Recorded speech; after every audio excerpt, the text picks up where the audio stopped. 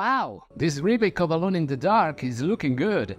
But what if I told you that there was another remake originally planned for the classic 1992 survival horror? Yep, the 2024 remake of Alone in the Dark by THQ Nordic and Pieces Interactive managed to bring the old 1992 classic onto the modern era, replacing the old pre-rendered backgrounds, fixed camera angles and tank controls with new shiny graphics and over-the-shoulder camera system. But this is not the only time that Alone in the Dark was going to receive a remake. So, elation and jubilation, gamers from all around the world. I am Lucian and this is the World Gamer Show. And today we're going to explore the tragic story of the other Alone in the Dark remake, the one that was not meant to be. Are you ready to dive alone into the darkness?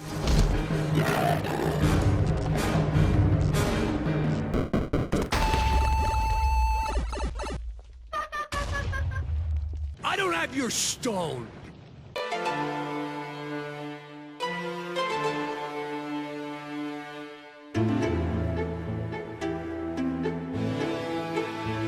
In 1992, Alone in the Dark revolutionized the horror genre. It was one of the first truly scary video games to feature polygonal 3D graphics on static pre-rendered backgrounds and cinematic camera angles, which created such a sense of immersion and dread for the player, never before seen at the time. The game was set in 1924 in the old Dorsetto mansion on the outskirts of Boston in Louisiana. Players took control of either Edward Carnby or Emily Hartwood as they battled supernatural enemies and solved the intricate puzzles. It was a suspenseful and thrilling ride that left gamers wanting more. And for years, that's exactly what they got, even though the sequels didn't have the same impact as the first one, with the original development team abandoning the series, which became more action-focused, far less scary, and cheesier than ever.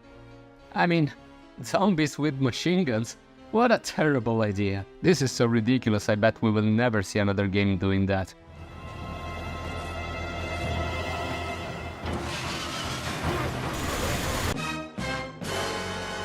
Unfortunately, the series struggled to stay relevant, especially after the release of the Resident Evil and Silent Hill games.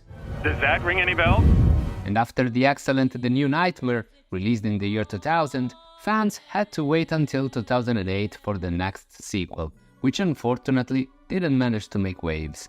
The IP, which in 2008 was under Atari, fell into the capable hands of developers at Eden Games, who were behind many valid series like Virelli, Test Drive, and even developed Need for Speed Porsche Unleashed. This reboot, simply titled Alone in the Dark, did away with some of the staples of the genre for the sake of offering more modern gameplay. So, no fixed camera angles nor tank controls are present, so you can have a sigh of relief if you don't like those. Unfortunately though, this title is the classic example of a game that bit more than it could chew, with an impressively realistic but somewhat clunky inventory system, a semi-open world, an unreliable driving system, and an interesting fire-spreading mechanics and physics. So yeah, in spite of me being a fan of the studio, the undeniable truth was that Alone in the Dark 2008 wanted to do so many different things that it didn't manage to do one in a truly outstanding way. It's not a horrible game per se, but it's not that impressive either. And not even the updated PlayStation 3 version, subtitled Inferno, managed to revert to the public's general disappointment. Still, that didn't stop me from getting the Platinum Trophy. But we're not here to discuss this specific game, so why did I even bother to talk about it? Well, because Eden Games also worked on another game from the same series. In fact, the 2008 reboot was not Eden Games' only plan. No, they also wanted to do a complete remake of the first Alone in the Dark, which was planned to be a fairly faithful recreation, going even as far to include fixed camera angles and tank controls. And we can take a look at what this remake could have been thanks to the gameplay footage kindly shared by an ex-developer at Eden Games. Unfortunately, at the time of this video, no playable build was made available. Also be warned, the footage you see is from a very early version of the game, possibly even pre-alpha, with unfinished graphics and game mechanics. That said, I was impressed by what I've seen. I was expecting something sordid. Boy, was I wrong.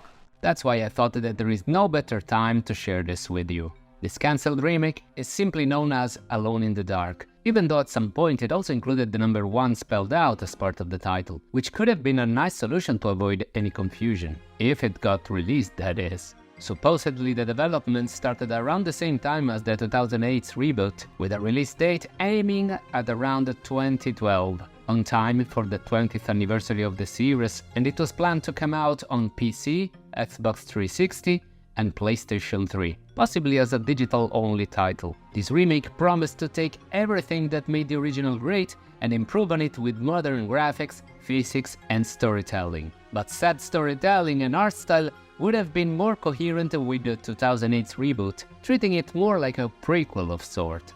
In fact, if you played the reboot, you know that it's linked pretty interestingly to the original game, so a remake of said first game to complement the reboot would have made perfect sense. Anyway, I don't want to go further in explaining the link between the two games because that will be spoiler, and my videos are religiously spoiler free unless stated otherwise, even for old-ass games like this, just in case somebody still wants to play them. Anyway, the cancelled remake would have shared the emphasis on realistic lighting and physics with the reboot, all complemented with a very dark atmosphere.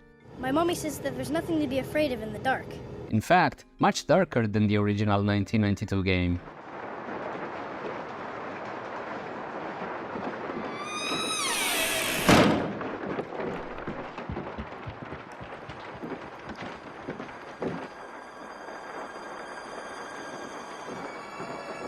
The game would have taken place in 1924, just like the original, and was to take place in New York City, where players would once again navigate through terrifying supernatural environments as Edward Cornby, a private investigator specialized in the paranormal. Emily Hartwood was nowhere to be found in the leaked gameplay footage, so there is no confirmation about her presence in the game. Initial surprise and distress past, I considered the news. The remake would have appealed to both old fans and new players, thanks to an expanded and gripping narrative and new gameplay elements, while at the same time being as faithful as possible to the original, with fixed camera angles and time controls. One of the standout features of this cancelled Alone in the Dark remake was how interactive the environment was. Players would have been able to use their surroundings in combat against monsters. As usual for the genre, progression would have also been linked to a variety of puzzles. Another innovative feature was the way items and weapons were managed in-game. Instead of selecting your weapon and items from menus, players had to physically search Edward's coat pockets to find what they needed. This feature is the same that was present also in the 2008 reboot, and was intended to add tension and uncertainty to the game, as players would need to quickly locate the items they wanted while under the pressure of the game's terrifying creatures, which, by the way, also would have had an art style more coherent with the 2008 reboot. In fact, the whole engine was the same as in the reboot, but refined and used in a more classic survival horror context, which aimed to recreate the Derceto mansion as closely to the original as possible. I tremble at the thought of those dark corridors. For fun, let's take a look and compare one of the first and most iconic rooms in the original game, and how it was reworked in the remake. As we can see, the remake maintained the iconic multiple solutions approach to certain situations, a feature that contributed to make the original such a standout title. Just like in the 1992 game, the remake allows you to fight certain enemies or avoid the confrontation altogether in clever ways, such as blocking the entrance from which they will strike. Moreover, quick-time events were added, just to show that this is a game that was in development during the 2000s. In another scene, we can find a key hidden inside a vase which we needed to physically throw on the ground to break it and unveil its content, just like in the original. And while the 1992 classic was tense, but admittedly pretty bright, the remake would have been much darker and more atmospheric, while keeping the Derceto mansion still recognizable in its layout and most memorable rooms. The story was also expanded, and was meant to unfold piece by piece through a series of interactive cutscenes where the player's choices and actions impacted the outcome of the plot. Thanks to this, the game was also set to feature multiple endings depending on the decisions the player made throughout the game. With a mix of old and new, the remake was honestly shaping up to be quite an ambitious and exciting project. However, despite all of the efforts and the hype generated around this title, Eden Games went into liquidation after Atari, the parent company, suffered several financial blows. In the end, the developers were forced to cancel the entire project, and this was a massive blow to fans of the series such as myself. I immediately opposed the idea. As much as I love the original Alone in the Dark, ever since the first Resident Evil showed everybody how it's done, it was clear that the remake would have been greatly beneficial to the first legendary adventure. Still, the cancelled remake and this leaked gameplay footage is a true testament to the sheer ambition of the developers at Eden Games. It is a project that was overflowing with potential, so it's a damn pity that it was cancelled. But luckily, there are several silver linings to this story. Eden Games was brought back to life as an indie studio and is now busy with the awesome Gear Club Racing series. And if you want to know more about that, you should definitely check out my pal The Review Dance reviews through the link in the description. Moreover, Alone in the Dark is back with a modern remake. In fact, the importance of the 2022 remake's announcement can't be understated, and had everybody in the horror community hyped for the franchise all over again. Finally, the chance to make it right. But let's face it, the new Alone in the Dark is more of a reimagining than a faithful recreation of the original, so fans of the 1992 classic like us can only wonder how a proper remake would have turned out if it was finished and released. And I hope that the developers at Eden Games know that, even if they didn't manage to release their faithful remake that clearly transpires a certain passion for the franchise, I hope that they know that there is somebody like us who appreciated the enormous amount of effort that they must have put on it. But this is also the beauty of our favorite medium. Lots of untold stories and legends about unreleased projects that make our mind wander. If nothing else, again, I'm just glad that thanks to THQ Nordic and Pieces Interactive, Alone in the Dark, the grandfather of survival horror, is back.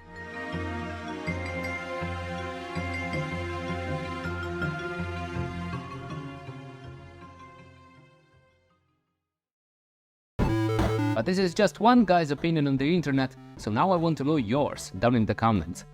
Did you know about this cancelled remake? What do you think of it, or its 2024 remake? Did you play the first Alone in the Dark? Share your thoughts or memories in the comment section down below. And if you are into mystery stories of cancelled games, maybe you might be interested in my review of the unreleased Castlevania Resurrection for the Sega Dreamcast. And if you enjoyed this video and want to support me, which I will be eternally thankful for, feel free to smash the like and subscribe button. This way you will always be up to speed on my latest content, and you will also help a fellow gamer out. For you it's just a few buttons away, but for me it is a really big help. And hey, it's free! But really, I just want to thank you so much for spending some of your precious time watching this video to the end. I will be seeing you in my next one, but until then, stay safe, play safe, world gamers.